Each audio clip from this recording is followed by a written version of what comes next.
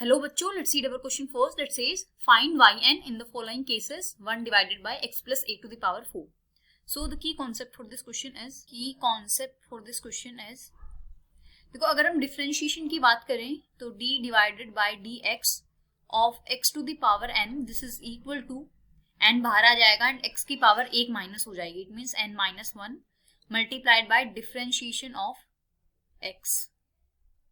So this is the differentiation of x to the power n. अब हम अपने question की तरफ आते हैं. हमें अपने क्वेश्चन में हमारी y की वैल्यू गिवन है.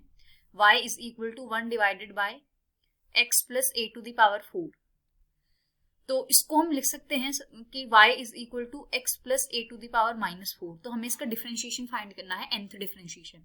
तो y1 क्या होगा, फर्स्ट डिफरेंशिएशन माइनस 4 बाहर आ जाएगा and then x plus a की power minus 5 multiplied by x plus a का डिफरेंशिएशन, x का डिफरेंशिएशन 1 प्लस a कांस्टेंट है तो उसका differentiation 0.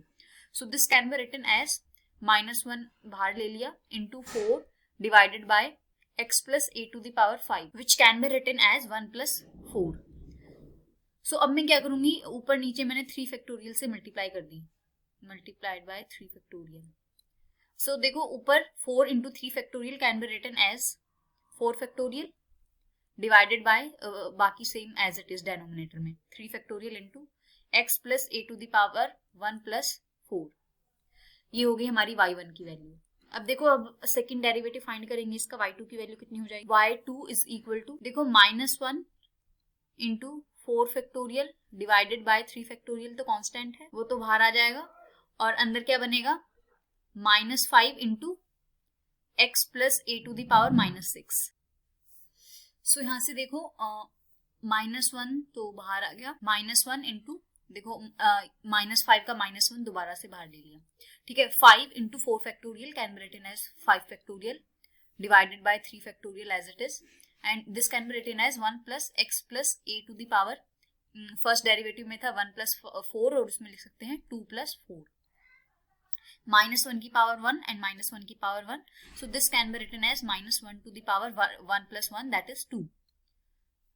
Okay, this is 5 factorial divided by 3 factorial into 1 divided by x plus a to the power 2 plus 4 जिसको हम लिख सकते हैं एज माइनस 1 का होल स्क्वायर इंटू 5 को लिख सकते हैं हम 3 plus 2 factorial divided by 3 factorial into 1 divided by x plus a to the power 2 plus 4.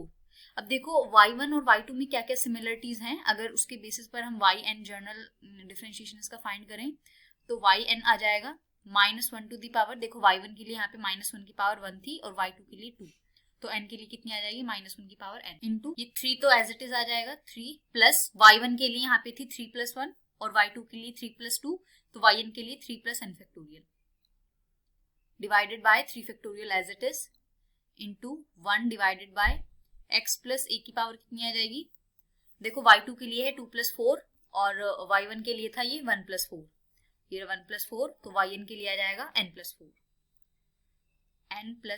And this is the final answer of our question. Hope you understood it well. Best of luck. Thank you.